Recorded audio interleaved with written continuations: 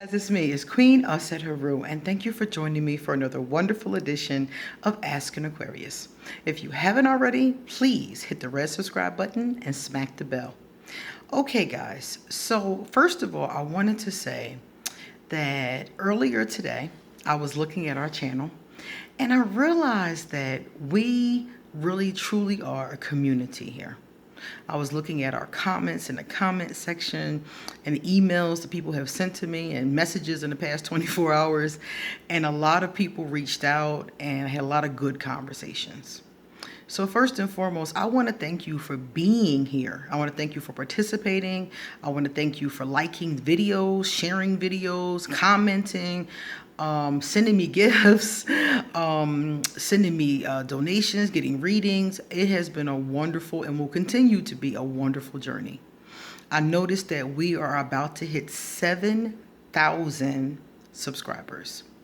And while we are still a very small community, to me it's a very powerful and a very important community. So I want to thank you all for being a part of it first and foremost. Now, you know when we hit 7,000 that I'm going to do another reading giveaway. So listen up, that contest should be happening any day now. All I do is wait for it to hit the counter and then we'll do the contest. So stick around. If you want a free reading, join the contest and one of you is going to get it. All right. Now, likewise, I wanted to say, remember I talked about us being a community. Well, one of the community members sent me a gift. And right when I was about to tape this video, it came in the mail. So you and I are going to unwrap it right now and see what was I sent. Okay? This should be fun. Guys, wait till you see it. It's a belly button ring. And it says Queen. Isn't that adorable? I don't know if you guys can see it through the plastic, so I'm going to try to take it apart with one hand because I got to hold the camera with the other one and it's not working well. All right, there we go. Gotta do what we gotta do sometimes, people. All right, so come on out, baby. Come on out and visit with us. Oh, that is really, really beautiful. Wait till you guys get a good look at this. Look at this. It's yellow and gold. It's the Gryffindor colors. Got a little rhinestone at the belly button part. And at the top part too. So it's two of them. Isn't that adorable? And it hangs. Some of you may have not even realized that my belly button was pierced because I don't show it much, but I love jewelry. Oh, look at the little ruby at the bottom and on the crown. And it says Queen. Well, thank you very much. That is very cool. I'm going to put that on as soon as I'm done. As soon as I'm done with this video. That was extremely cool. Thank you. All right, guys. So let's switch gears a little bit because we got to talk about something that happens at Ask an Aquarius. Some of the times people come at my neck. Not often, actually. Every once in a blue moon. And I can always tell it's because some Aquarius done them dirty. And now they want to yell at me. And I don't really put up with much of it. You know, most of those times those people get blocked. But I just think that it's so unfair. This is why I tell you guys not to do this to other people. I think it's so unfair to treat people of a sun sign a certain way because you've had one interaction or several bad interactions with people in that sun sign. And it's just so unfair. That's why I tell you guys not to do that because people do it to me and it's not fair. Okay? And recently this happened where this woman or man, I didn't even know which one was which. I was just like, huh? Okay, whatever, and kept it moving. But this person said to me they feel like when you're dating an Aquarius, you have to walk on eggshells. And they feel like I'm always giving advice about the Aquarius to the other person. Like, oh, walk on eggshells and everything will be okay, you know? Or telling them to change themselves because, you know, if they want to be with the Aquarius. And my thing is that, first of all, if your lover makes you feel like you have to change or like you have to walk on eggshells around them, you are with the wrong lover. You should never feel like that with your lover. You should feel comfortable with your lover. And if you always feel like everything is your fault and you have to change and you have to walk on eggshells and you got to do this and you got to do that and the other person isn't doing anything, why are you with that person? Because they're not showing up in the relationship. So I can't blame that on the Aquarius. I blame that on you because you're allowing that in your life. I wouldn't put up with that. If my lover made me feel like I had to walk on eggshells, I had to change, I had to do this, I had to do that, while they basically just did nothing, it's no way in God's green earth that would continue to be a person that was in my life. So, first and foremost, that's where the problem begins. But likewise, let's take this a step further. If you're with an Aquarius, I think it is going to be a different kind of relationship.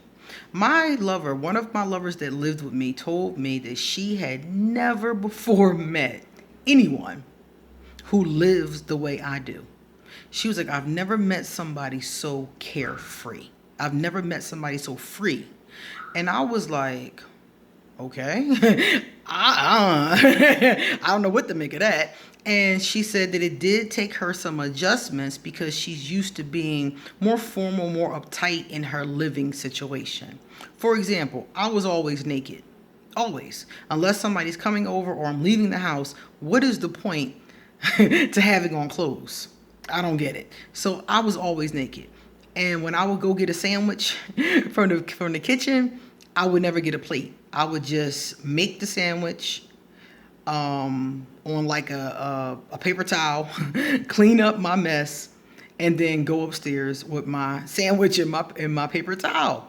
And she was like, you don't even cut it in half. You don't get a plate, you know? So a lot of my habits she saw as being very carefree, you know? And she's never lived around a person like that. So I do think that when you get with Aquarius, there is a certain level of change that does occur in your life. When you get with any person, you're combining two lives together. So things are going to change. The way you decorate may change. The color schemes you use may change. Where you live may change. How you live may change. You know, maybe like the Jeffersons and going on up, you know, going to the penthouse. You never know. When you get with another person, things are going to change.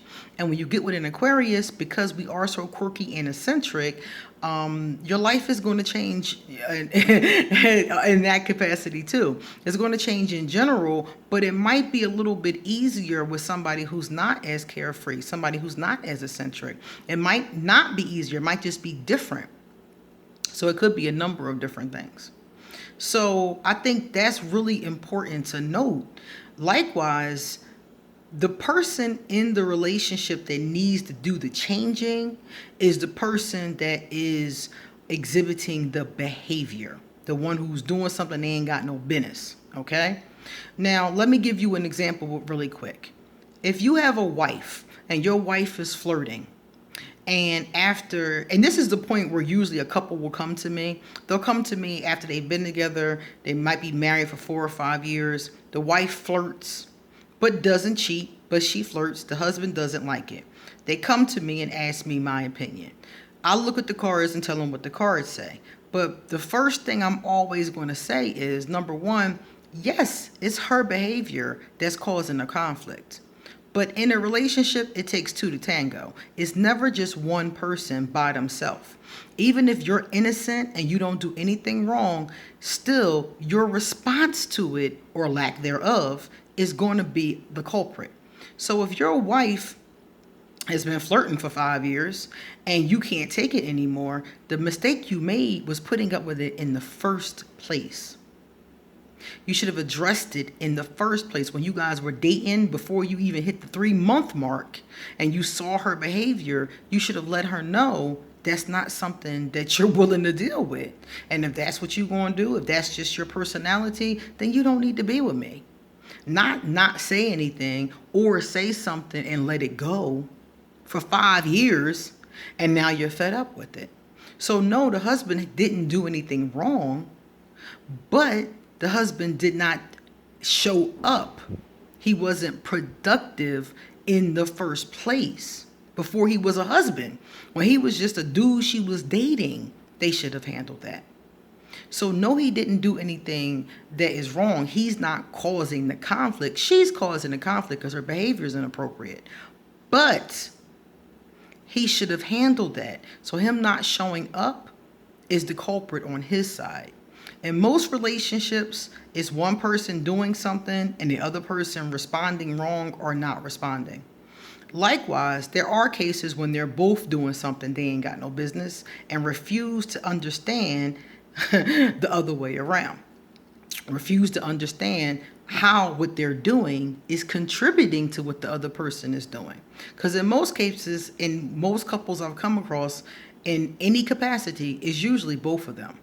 And I'll give you one more example. When I was married to a Capricorn, and I was 17 years old when I got with him. Well, no. I was 17 years old when I had my daughter and 18 when we got married.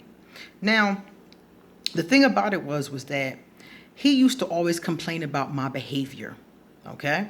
After my daughter was born, my daughter had a bedtime of 9 o'clock. That's it. 9 o'clock, you gotta go to bed. And she kept that bedtime until she was like 20 years old. She's 24 now.